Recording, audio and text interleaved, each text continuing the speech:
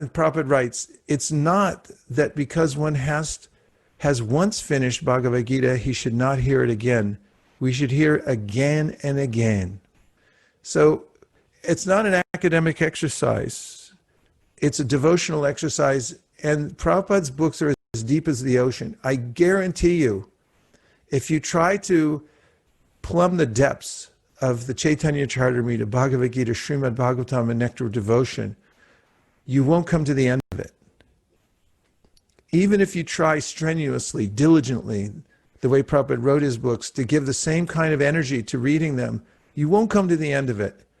You'll get more taste, and you'll want to read it again and again, and still you'll see that I haven't quite touched this section or that section. Stay focused, and you'll see how deep it is. So this word assimilate is something Prabhupada used when it came to his books. It comes from the Latin absorbed.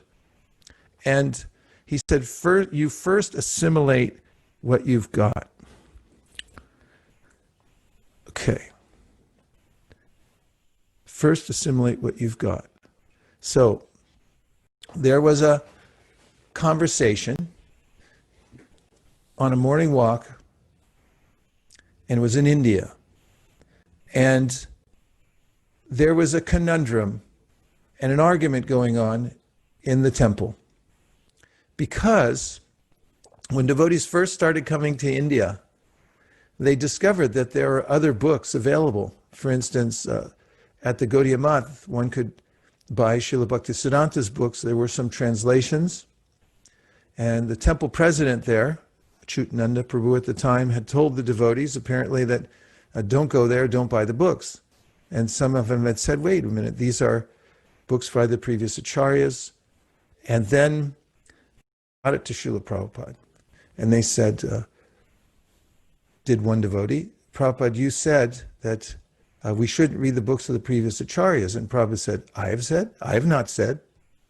I have said you should read the books of the previous acharyas. And then they explained what was going on, why they were asking this question. And Prabhupada said, no, I have said first assimilate what you have. Because there are many, many books, and especially nowadays there are more and more books. They're very good books, many of them. However, assimilate what you already have, he said. Why pile up so many books that you can't read? And also, he wanted us to specialize in particular books, like become very expert at Bhagavad Gita as it is. Know it backwards and forwards. Like I know of my godbrother Harivilas up in Seattle. He has the same Bhagavad Gita he's had since he joined the movement. He carries it with him everywhere. It's practically sleeps with it at his head, and it's his life and soul, that book.